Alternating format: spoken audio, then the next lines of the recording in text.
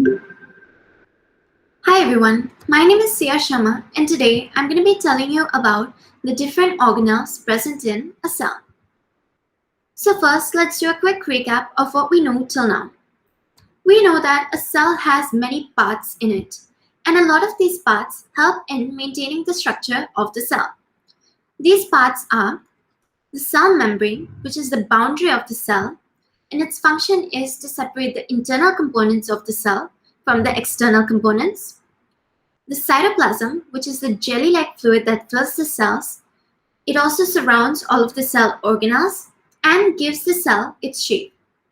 And finally, the cytoskeleton, which acts like a skeleton for the cell by providing the cell structural support.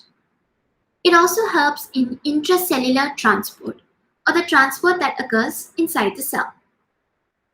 So this is about all of the structural parts of the cell. Apart from all of these structural parts, there are many other parts called cell organelles, which carry out various functions in the cell. And today we're going to be looking at a few of those cell organelles. So first, let's start with the nucleus.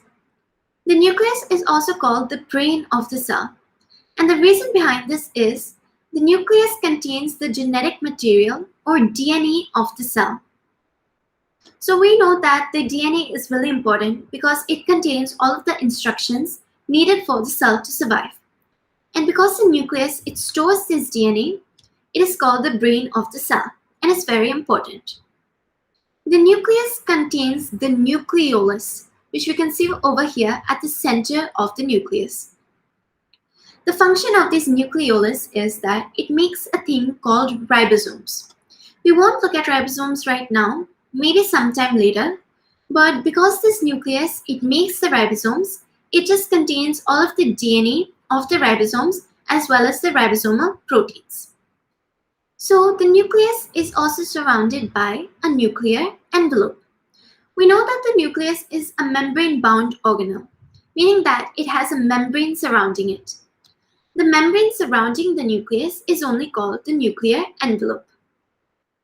The nuclear envelope also has many holes or many pores in it. Over here in this image, all of the holes or pores that you can see, these yellow parts over here, they are called the nuclear pores. The function of these nuclear pores is that they allow molecules and proteins to travel in and out of the nucleus. Over here, we can see the microscopic image of a cell. So the dark gray part that we can see inside it, that is the nucleus. Here also, we can see the individual nuclei of these three cells. So next, coming to the mitochondria. The mitochondria is also called the powerhouse of the cell. And so, we know that the cell, it contains many different parts, which do many different functions. To carry out all of these functions, they need energy. The job of the mitochondria is that it provides energy to these cells. And how it provides energy is that it converts energy from the food we eat. So over here, this is what a mitochondria looks in a microscope. So anyways, coming off how the mitochondria, it gets the energy from the food. When we eat food, the food, it first of all goes into the stomach where it gets broken down into smaller parts. Then it goes into the small intestine where it gets absorbed into the bloodstream. And this is called digestion. Once in the bloodstream, it then gets transported to the cells.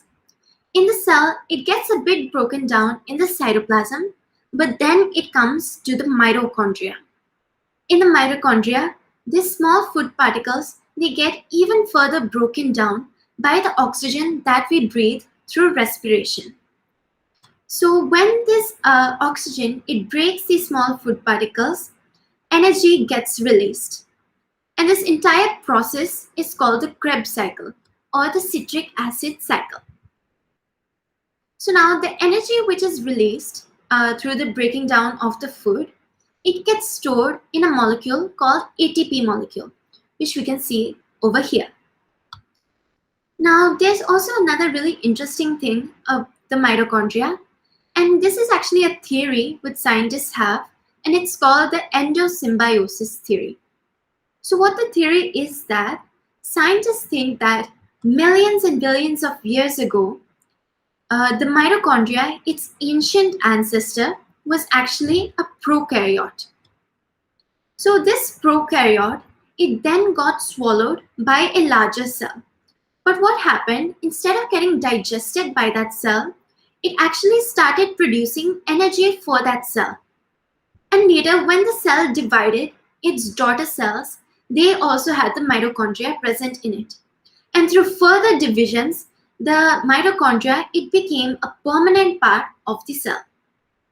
Scientists think that the chloroplast, which is found in the plant cells, also came into the plant cell through this endosymbiosis theory. So this is about the nucleus and mitochondria. One note is that both of these organelles, they are present only in eukaryotic cells and not in prokaryotic cells. So this is all that I wanted to say today. In my next video, I'll be discussing about the other organelles such as the endoplasmic reticulum and the Golgi apparatus. But for now, thank you very much. Please stay safe, stay healthy. Thank you.